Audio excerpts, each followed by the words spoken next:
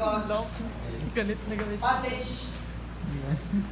So each of you should understand this passage, and because later on we will ask some questions. We'll ask some questions to test your understanding about this passage. But we will let you read it.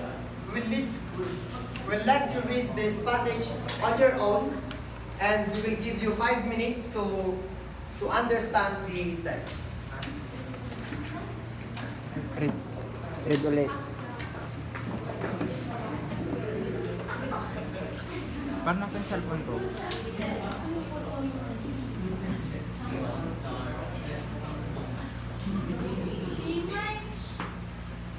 A Wrinkle in Time by Madeline.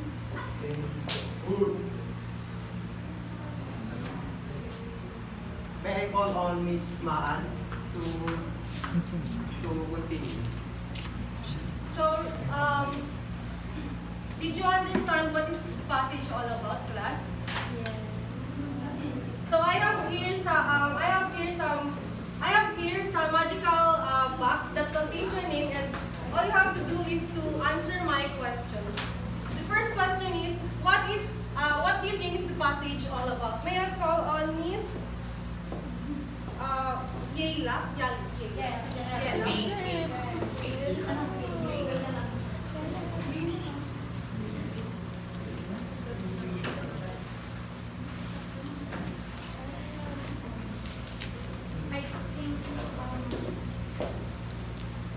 Para may nakakuha. Kadikit. So I think Miss May can. So I think Miss May can answer my question. So Call a friend. Mr. Prince. So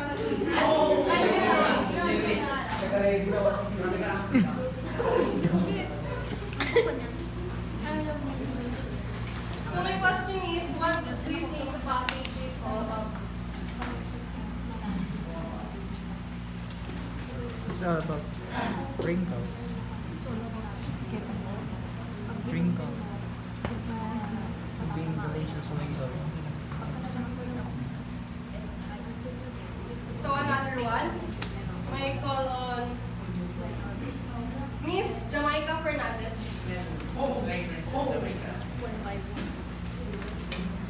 So the passage is contains some emotions that you may feel while reading the text. So what feelings or what emotion did you feel while reading the passage? May I call on Mr. Dadol.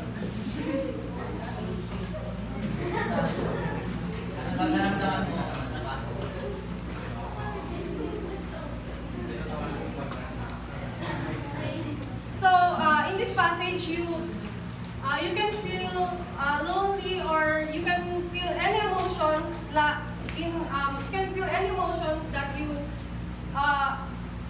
can feel while reading this passage. So before we proceed, or before we tackle our main topic for today, these are the learning objectives that we have. May I call on Ms. Torres to read us the learning objectives? Objectives. At the end of the lesson, the students should be able to A. Learning from both the theme and purpose of the author in the literal is given. B. Explain the significance of both technique and purpose. Or sa presentation and discussion. Sa generalization nyo sige. So thank you, Ms. Torres. May I call on Mr. Eric to open our Discussion pressure.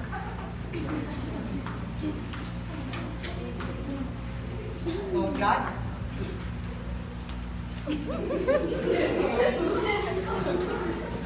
you already know our topic for today, and today we will be discussing about the tone, mood, technique, and purpose of the author. But first, what is an author? What do you think is a role of an author? Mr. Mark Dave Santos. An author is the one who writes or who wrote the story or any literary piece. Yes, correct. An author is defined as a person who originates or gave existence to anything and whose authorship determines responsibility for what was created. So just to simply say, an author is the writer of a written word. So an author considers different elements in writing a literary piece. It is the tone, as I've said earlier, the tone, the mood, technique, and the purpose. First is the tone. The tone is the author's attitude towards a subject. A tone can be identified by looking at the word choices and phrases. Just take time to look at the language an author uses. An author use words to create a meaning. So here are some examples of the tone words that you can be used. Who wants to read? Okay, Miss Ramsey. Example, accusatory, charging of wrongdoing, bitter, exhibiting strong animosity as a result of pain or grief. Critical, finding fault, earnest, intense, a sincere state of mind, intimate, very familiar, matter of fact, accepting conditions, not fanciful or emotional, optimistic, hopeful, positive, sincere without deceit or pretense, genuine, solemn, deeply earnest, tending towards self-reflection.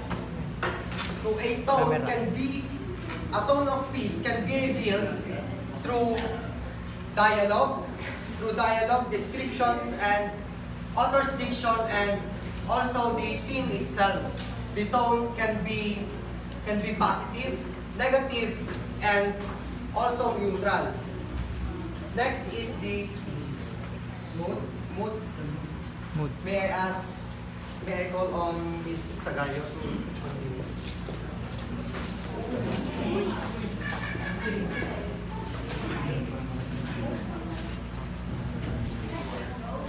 Let's discuss the mood. So, may I request Miss... Alonso. read the last. What the reader feels while reading a scene or story is not the reader's feeling, the atmosphere, the vibe of the scene or story. Is what the reader reads or feels or moves. So, Miss. So, mood is what the reader feels in the story. When we read the story, when we read the story or a scene in the story, we can feel a different emotions or a different type of emotions while we're reading in a story. So it is not we can feel it, but it is not the mood. It is not the reader's emotion, but the atmosphere. Yung atmosphere or the vibe of the story or the vibe or the story of this the scene of the story. It was the reader reads or feels or notices. For example, suspense.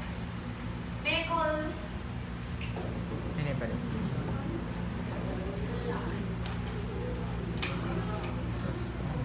Shane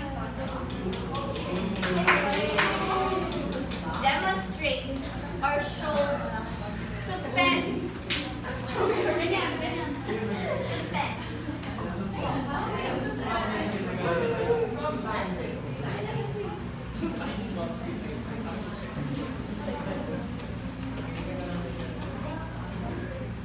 Or you can choose different moods and you can put this happy.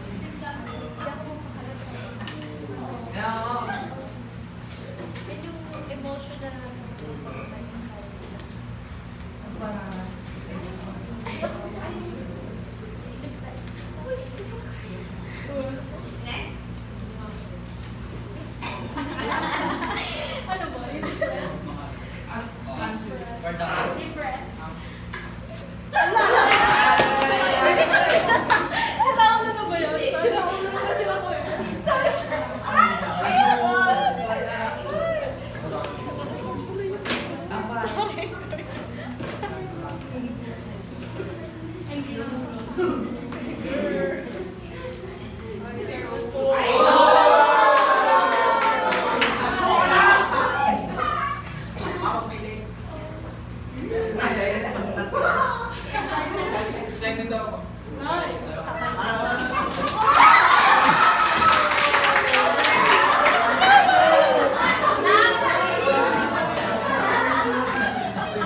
What the? Next, yung angry naman. Go! And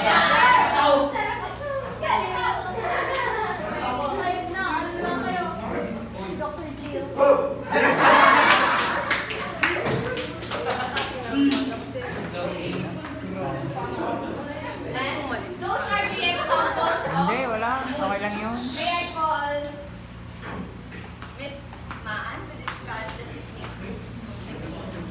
So, the technique kindly read. Looks like you're bored, Kuya. So, kindly read.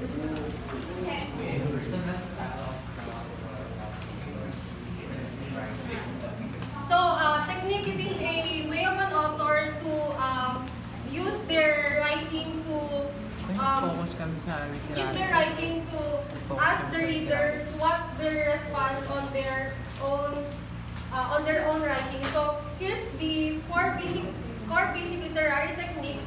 First is the expository style. So kindly read, sir. Yes po. Expository style is a subject-oriented style of writing. The writer's focus is to tell the readers about a specific subject or topic. Thank you, Mr. Daniel. So in expository writing, it is a the main purpose of expository writing is to explain, and it is the most common used writing because you can see it in a textbook or some articles. So some key points in expository writing or expository styles, it is also it is usually write in a process, and it is in a logical order or sequence. So next is the descriptive style. Can you read po? Yes po. The author focuses on describing an event, character, or a place in a detail. It usually incorporates sensory details in each. So in descriptive style, the main purpose of this is to describe. The author used descriptive style to describe some event, character, place, or some situation in highly detailed manner. So you can see descriptive style, descriptive writing in a journal, poetry, and some key points po in descriptive writing, descriptive style. It is when the authors use her or his personal feelings or what he sees, what he feels, what he tastes, or etc. Next is narrative style. Kindly read po. I don't know if any students who are here. Yes, miss.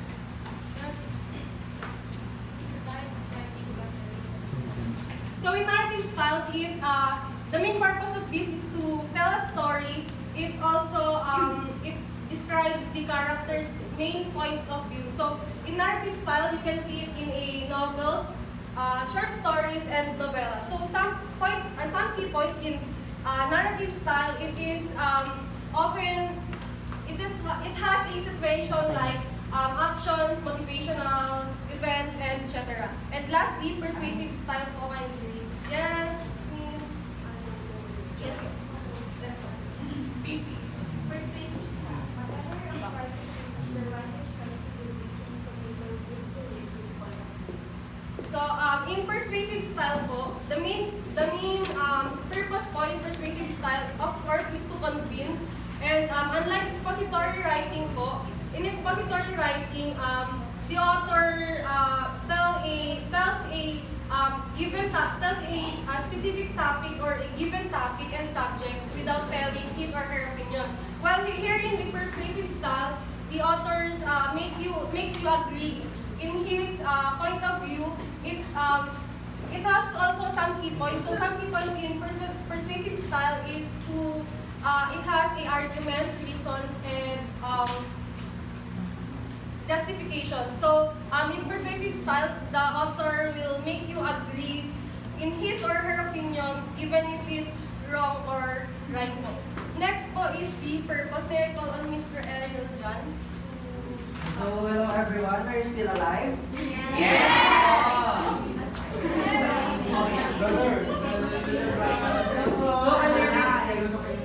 So, can you relate to our topic, guys? Can you relate to our topic? Do you understand our topic? Yes. So, what again is author? No one writes story. Come again. What is an author? A writer of the story or literary work. Okay, thank you. So, an author is basically a person who writes a written work or a literary piece. So, do you have any names that you know that is an author? Okay? William Shakespeare. Yes, William. So, William Shakespeare is a writer usually known for his sonnets. Okay? So, yes, what else? Yes, can you give me some words of comparison? Yes, very good. So, Jose Rizal is also our national hero. Okay, very good. So, next. Yes, can you give us some details to it? Okay.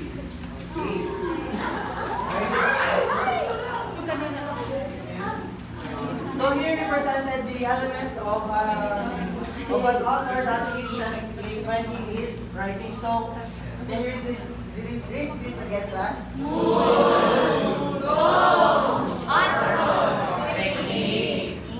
So the next that we will discuss is the purpose.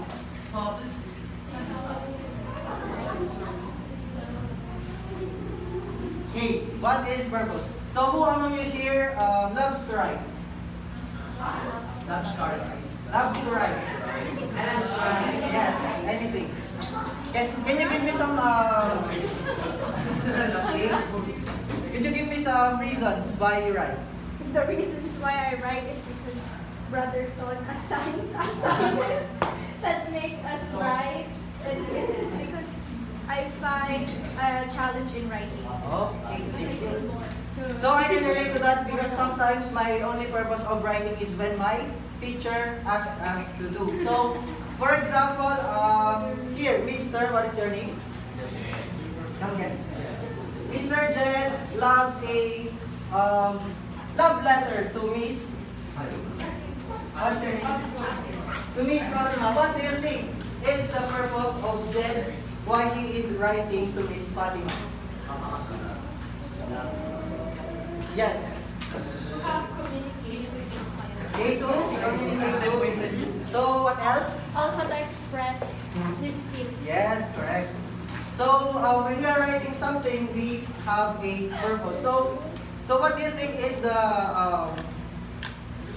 importance of having a purpose when we are writing? Yes, Miss. It sets us a track on what we're writing. For example, you wouldn't write a sad letter to the person you love. Yes, very good.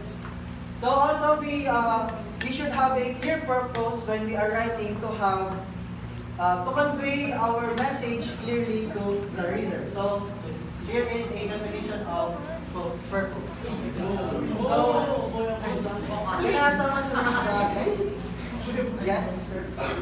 An author's purpose is his reason for writing. An author's purpose is reflected in the way he writes about the topic. Okay, so stated here is an author's purpose is his reason for writing. So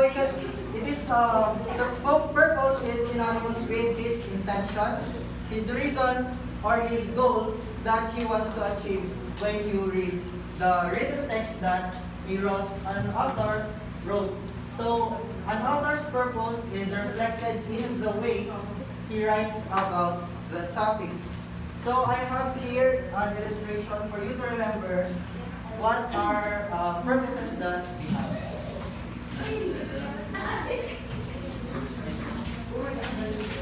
So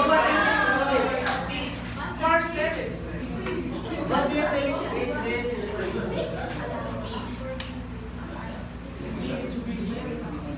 Blue, this is a food.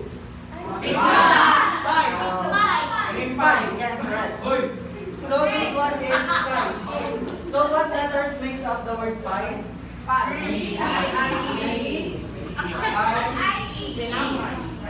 So although we have different purposes in writing, we have three specific main purposes when we are writing a certain written word.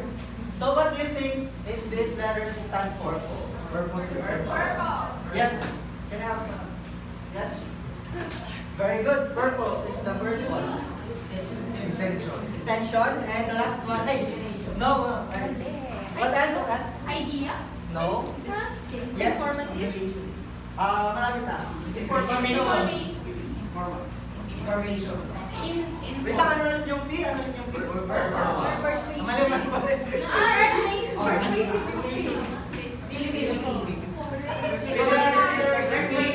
The next letter is E.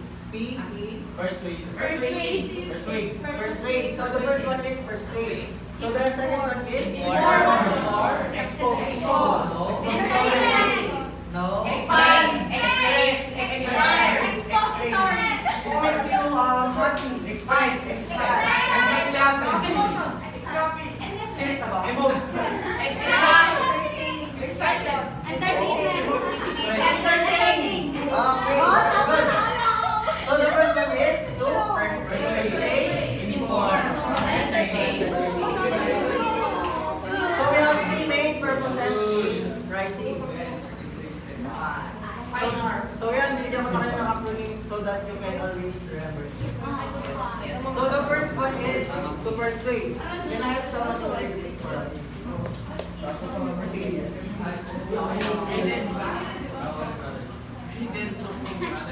Compel readers to take action, convince them of an idea through argument, or to reaffirm their existing beliefs. So what do we mean by to persuade? You have an idea. So when we are writing that we have a purpose of persuading someone, we have the goal of convincing him in our idea. So for example, sige kayo na lang. Could you give me some examples that makes us convinced? Why should you read? You should read because reading is a part of the intellectual challenge of reading greater value in development of comprehension and comprehension, memory, and language. Not only reading societal, logical, psychological, but also social. And when you really go at reading English, it means that you gain the functional knowledge of the English writing system. Okay, tayo lang yung So, one example of a written text that persuades us is when a politician is campaigning, right? Yes. They are persuading us to vote for them. Okay, did you understand our? Yes. So the next one is to inform. So may I ask someone?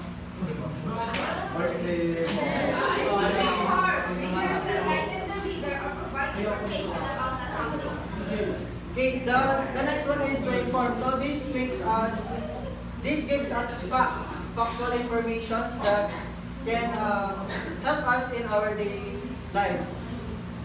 So this also enlightens us when we have something that we do not know. Okay. So could you give me some written words that informs us? Newspaper. Yes, very good.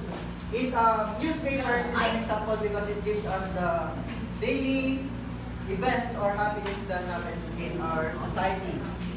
Yes? Dictionary. Yes, dictionary, very good. Dictionary gives us the definitions of words that helps us to broaden our vocabulary. So the next one is? Yes, please read.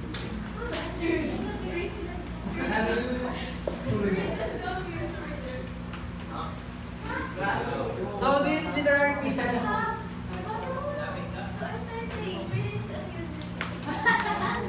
so this type of purpose of its goal is for us to entertain. What do we mean by to be entertained? These certain pieces makes us happy, sad, or angry. Happy, sad, or angry. Yes, very good. So examples of this are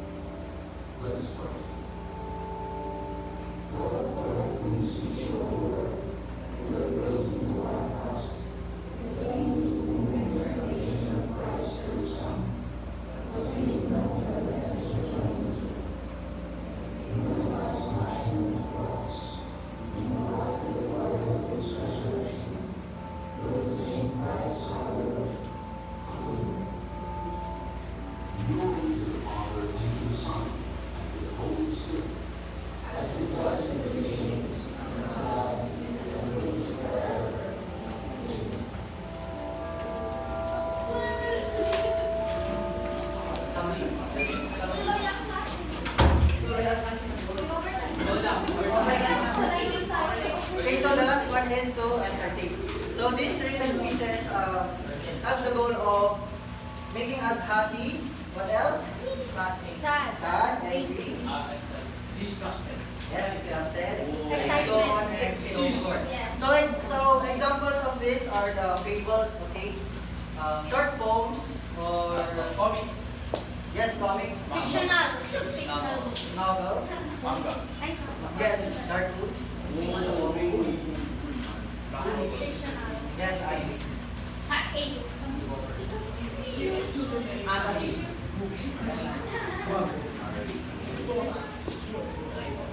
Ay, meron pa pala. Ay, manga. The last na. That's it. Pwede mo na.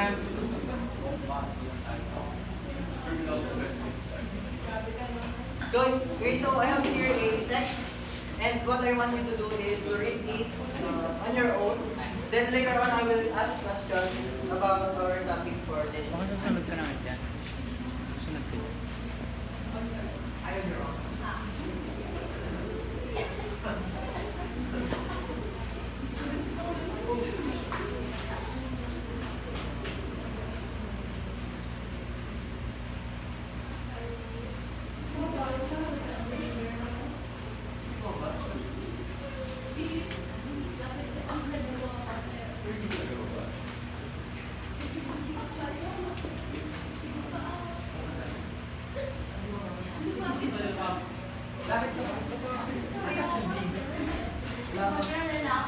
Clear that, class?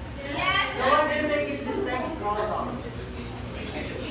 Education. So now let us determine what could be the mood of this. What is your mood when you are reading this text? Serious. So I have here some examples. Then can you give me some mood that you felt when you are reading this? Can you read this? Yes.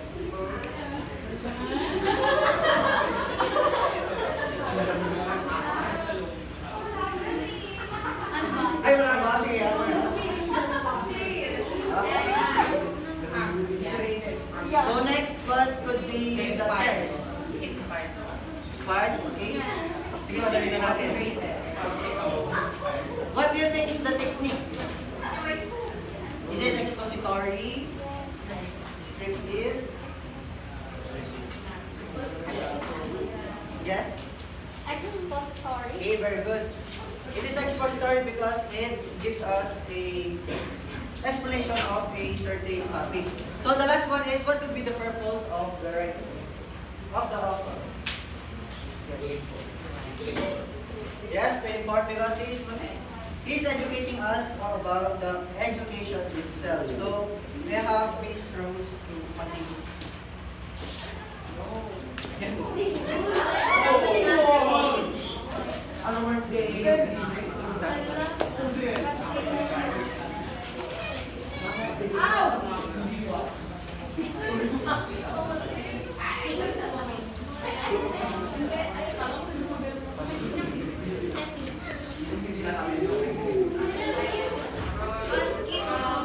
Let's have an activity.